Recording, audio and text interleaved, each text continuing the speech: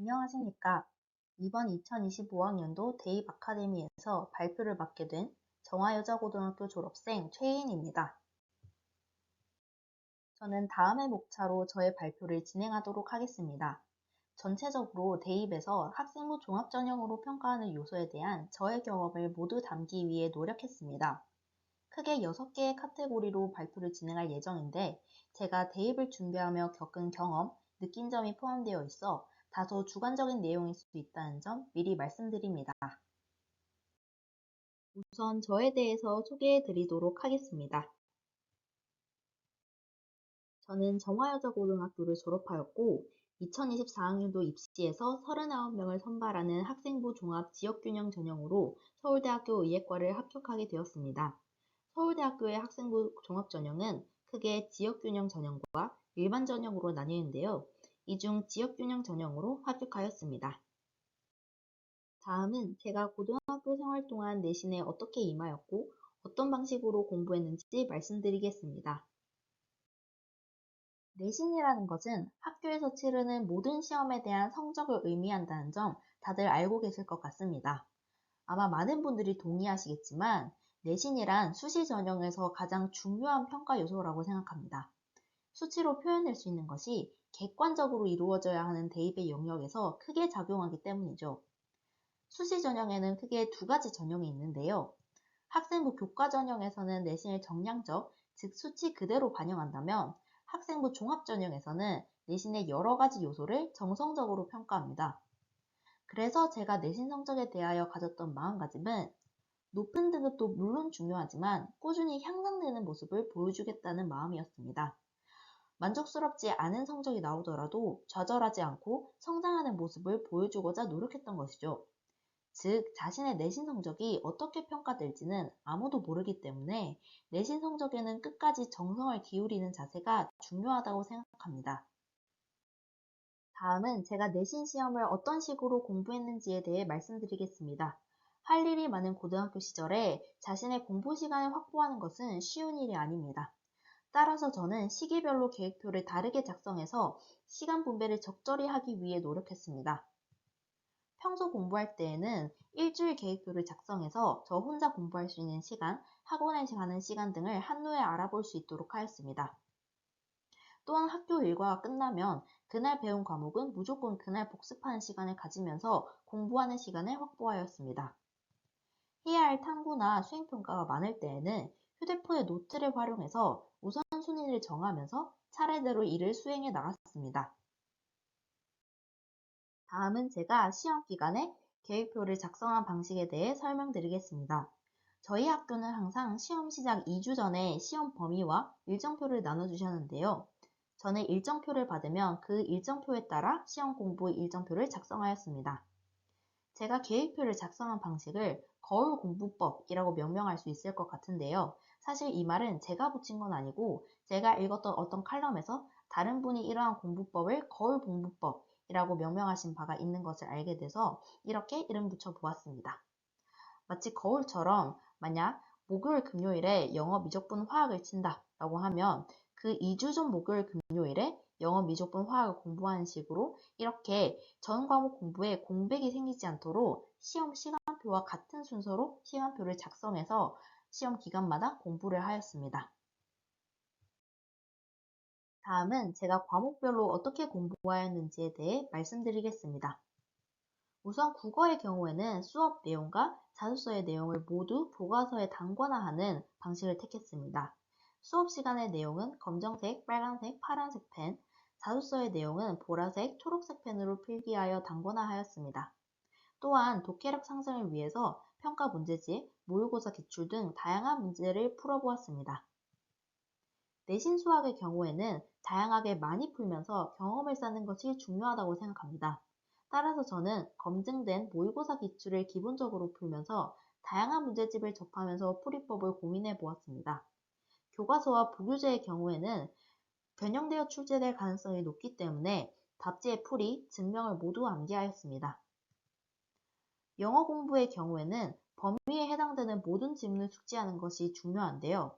저희 학교의 경우에는 모의고사 스타일로 문제가 출제되었기 때문에 지문을 달달 외우기보다는 문제로 출제될 법한 어법, 어휘, 빈칸 등의 주요 포인트를 암기하는 식으로 공부를 진행했습니다. 사회와 한국사의 경우 무엇보다 암기가 중요하다고 생각하는데요. 따라서 저는 수업 시간에 배운 내용만큼은 확실하게 이해하고 암기할 수 있도록 하였습니다. 매번 다른 색깔 펜으로 줄치면서 회독하면서 육안으로 제가 얼마만큼 회독했고 얼마만큼 이해했는지를 확인할 수 있게 하였습니다.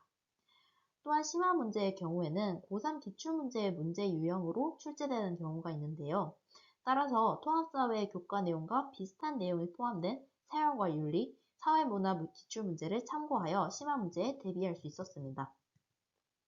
또한 과학에 내신 경우에는 수능 과목인 과학 과목에 대비할 수 있도록 기출문제를 변형하거나 수능 특강을 변형한 문제를 출제하시는 경우가 많습니다. 따라서 이러한 역대 고3 기출문제, 수능 특강 및 수능 완성 문제를 활용해서 내신 과학을 준비하였습니다. 과학은 무엇보다 가장 빠르고 정확하게 풀 수 있는 자신의 풀이를 확립하는 것이 중요합니다. 따라서 학교 수업, 학원 또는 인터넷 강의를 활용해서 자신의 풀이를 확립할 수 있도록 하였습니다. 이렇게 제가 과목별로 공부한 방법에 대해 말씀드렸는데요. 내신 시험은 학교마다 스타일이 다 다를 뿐더러 학생의 성향에 따라 가장 효과적인 공부법이 다르기 때문에 제 공부법은 참고만 해주시면 감사하겠습니다. 다음은 내신 이외에 비교과로 분류되는 생기부 작성과 관련된 이야기를 하겠습니다. 저는 생기부의 전체적인 흐름을 자기주도적으로 발전하는 융합형 인재임을 드러내는 흐름으로 가져가려고 노력했습니다. 이를 위해 지속적 탐구에 집중하였는데요. 이에 대해서는 다음과 같이 설명드릴 수 있을 것 같습니다. 1학년 때는 다양한 분야에 대한 관심을 드러내었습니다. 예를 들면 통합과학 교과 시간에 정크 DNA에 대해 관심을 드러내었던 것을 들 수 있을 것 같습니다. 2학년 때는 1학년 때 탐구했던 분야에서 더욱더 파고드는 심화 탐구를 진행했습니다. 예를 들면 생명과학과 지구과학 교과를 융합해서 기후변화로 인한 정크 DNA의 손상, 그로 인해 조루증이 유전되는 과정을 탐구했던 것을 들 수 있을 것 같습니다. 3학년 때는 이렇게 탐구해온 내용을 대학교 수준까지 바라보는 깊이 있는 심화 탐구를 진행하려고 노력했습니다. 예를 들면 생명과학2와 고급 생명과학에서 지속적으로 진행한 정크 DNA의 유전자 발현 조절 기작과 관련해서 분자 생물학적인 관점에서 바라보았던 탐구를 진행한 바 있습니다. 이렇게 학년이 올라갈수록 관심 있는 분야를 지속적으로 더 깊이 있게 탐구하는 모습이 드러나도록 하는 것이 유리하다고 생각합니다. 서로 다른 과목 간 융합도 좋습니다. 아까 말씀드렸던 생명과학과 지구과학 교과를 융합한다든지 이렇게 서로 다른 과목 간 융합을 드러낸다면 융합형 인재로서의 소양을 드러낼 수 있을 것 같습니다. 이렇게 연결고리를 만드는 것이 좋은 평가를 받을 수 있을 것이라 생각합니다. 다음은 과목 선택과 관련하여 말씀드리겠습니다. 과목을 선택하는 기준은 좋은 성적을 받을 수 있는 자신의 진로와 적합한 과목이 되어야 된다고 생각합니다. 대학이 요구하는 권장 과목을 확인하는 것도 중요합니다. 서울대학교의 경우에는 이렇게 학과별로 핵심 권장 과목과 권장 과목을 제시하는데요. 저 또한 의예과에서 권장 과목으로 제시된 생명과학 1, 생명과학 2, 미적분, 확률과 통계, 기하를 모두 이수할 수 있도록 노력했습니다. 또한 과목 선택에 자기주도적인 근거를 부여할 수 있도록 하는 것이 중요하다고 생각합니다. 저 또한 확률과 통계를 선택하는 근거에 있어서 기존에 관심을 가져오던 데이터 분석과 연계해서 통계적 분석이 중요함을 설명하면서 자기주도적인 근거를 부여하고자 노력했습니다. 또한 공동교육과정과 소인수 과목을 적극 활용하는 것이 중요하다고 생각합니다. 저는 심리학, 정보과학, 화학실험, 생명과학실험, 고급화학, 고급생명과학 등을 수강하였는데요. 이러한 과목들은 탐구의 공백을 메우고 자기 주도성을 드러내는 데 활용할 수 있습니다. 저는 수학 과목에서 데이터 분석과 관련한 탐구를 지속적으로 진행한 데 있어 2학년 여름방학 때 정보과학 과목을 수강함으로써 수학2와 미적분에서 정보과학의 내용을 활용할 수 있었습니다. 또 저에게 많이 해주시는 질문 중 하나가 의대를 가려면 물리를 선택해야 하냐라는 질문인데요. 저는 필수는 아니라고 생각합니다. 저의 경우에도 물리를 선택해야 되냐 마냐의 문제에서 제가 물리를 선택했을 때 좋은 성적을 받을 수 있을까? 라는 질문에서 아니라고 생각했기 때문에 저는 화학과 지구과학, 생명과학을 선택하였습니다. 대신 자신의 선택에 타당성을 부여하는 근거가 있는 것이 좋습니다. 저의 경우에는 물리를 선택하지 않는 대신 세특에서 물리 과목에 대한 지식을 드러내기 위해 노력했습니다. 양자역학과 관련한 책을 읽고 토론 활동을 진행한다던가 화학과 연계함으로써 물리적 지식이 있음을 드러내었습니다. 또한 지구과학 선택과 관련해서는 평소 기후위기에 관심이 있음을 드러내면서 온열 질환과 관련한 탐구를 진행하는 등 과목 선택에 합당한 이유를 드러내기 위해 노력했습니다. 마지막으로 생기부의 구성과 관련하여 말씀드리겠습니다. 가장 중요한 것은 하나의 세특 안에 자신의 탐구 과정이 모두 드러나도록 구성하는 것이라고 생각합니다. 결국 활동의 양보다는 활동의 질이 중요하다고 생각합니다. 활동을 많이 했다고 해서 각각의 활동이 한 줄씩 나열식으로 적히는 것은 좋지 않습니다. 하나의 활동이라도 제대로 적히는 것이 중요하다는 것이죠. 다음과 같은 구조가 모두 포함돼서 구체적으로 서술되는 것이 중요하다고 생각합니다. 무엇보다 탐구 동기가 가장 중요한데요. 수업 시간에서 배운 내용, 독서활동, 다른 과목에서 탐구한 내용 등에서 내가 이러한 탐구를 왜 진행하게 되었는지를 설명하는 것이 중요합니다. 탐구 내용의 경우에는 단순한 조사보다는 설문조사, 독서활동, 프로그램 설계 등의 구체적인 활동이 있는 것이 좋습니다. 수업 시간에 배운 개념어를 사용하자는 것은 수투에서 만약 극대화 극소와 관련한 것을 배웠다라고 하면 수학2 과목에서 배운 극대화 극소의 개념을 사용해서 이러이러한 활동을 진행했다 라는 식으로 서술되는 것이 좋다는 의미입니다. 느낀 점과 관련해서는 단순히 좋았다 라기보다는 자신이 탐구를 통해서 얻게 된 점, 배우게 된 점이 드러나도록 하는 것이 좋습니다. 또한 후속 연구를 하고 싶다는 의향을 밝히고 이후에 이어나가면 지속적 탐구라는 시점에서 보았을 때 좋은 평가를 받을 수 있을 것 같습니다. 다음은 수능에 대하여 말씀드리겠습니다. 사실 제가 합격한 서울대 의예과의 지역균형 전형의 경우 수능 최저가 3합7로 다른 의대에 비해서는 낮은 편이고 일반 전형의 경우는 수능 최저가 없기 때문에 서울대 의예과를 수시로 지원하기를 희망하는 학생에게는 수능이 크게 중요하게 느껴지지 않을 수도 있습니다. 하지만 저는 다른 의대의 수능 최저였던 4합5를 충족하기 위해 1년 동안 열심히 공부하였고 실제로도 그 결실을 이루어내었기 때문에 의대 입시에서의 수능의 중요성 그리고 제가 수능을 공부한 방식에 대해 말씀드리고자 합니다.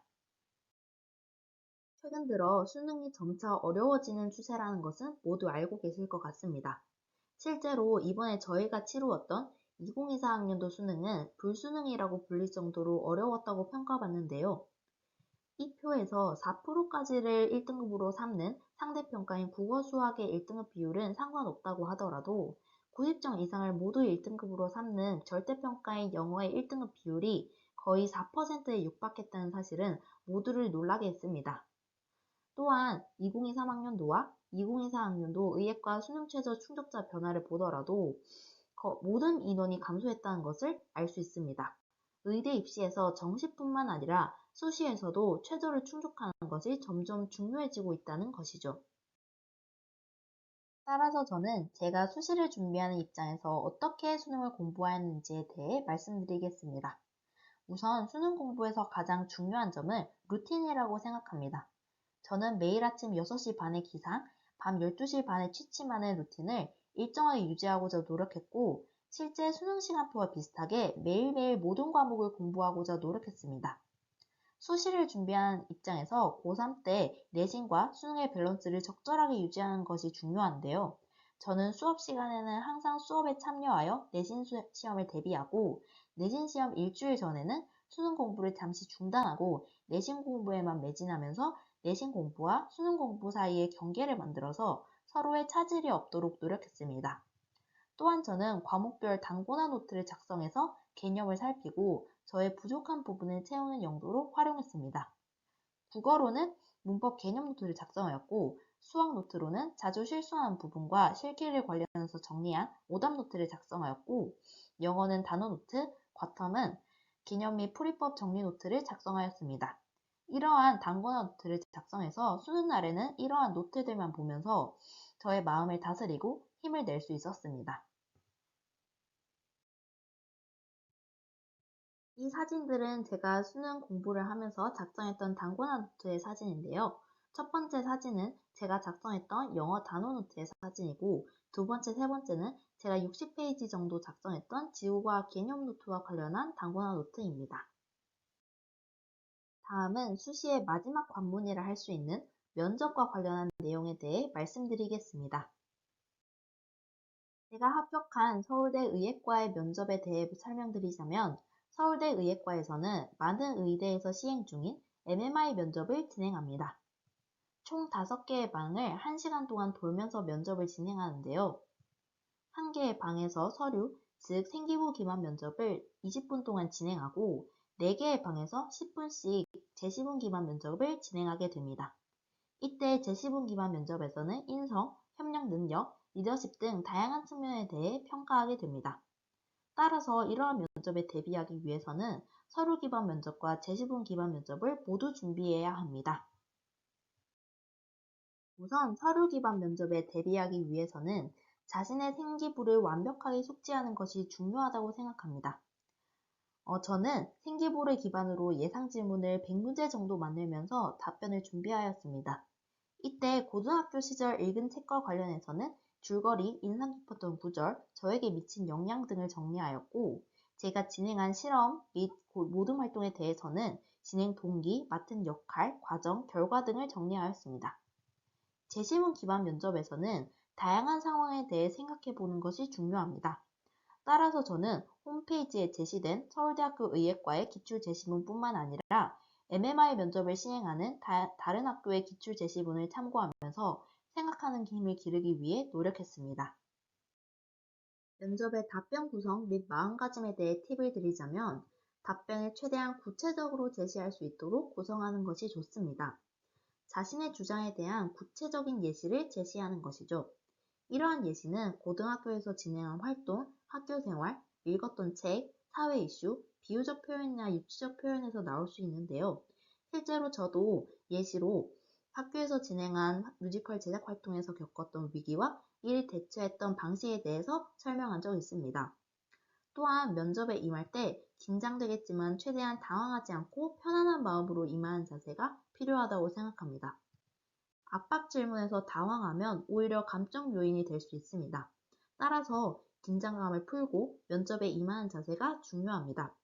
실제로 저도 문제가 어렵더라도 편안한 미소를 잃지 않으려고 노력했던 것 같습니다. 마지막으로 입시를 준비할 때의 마음가짐에 대해 이야기해보고자 합니다. 우선 입시는 아무도 모른다. 매사에 최선을 다하자는 마음가짐을 가졌으면 좋겠습니다. 자신이 어떤 대학을 가게 될지, 어떤 전형으로 가게 될지는 아무도 모릅니다.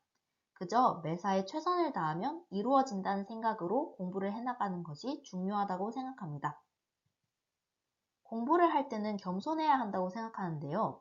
자신의 부족한 점에 끊임없이 파고들되 자신의 능력을 걱정하기보다는 자신을 믿고 흔들리지 않는 마음이 중요한 것 같습니다. 실제로 저도 성적 하락이 있을 때마다 울기도 자책하기도 했지만 저의 부족한 점을 채우기 위해서 노력하고 흔들리지 않도록 했던 것 같습니다. 이번 주만 오늘 하루만 생각하자.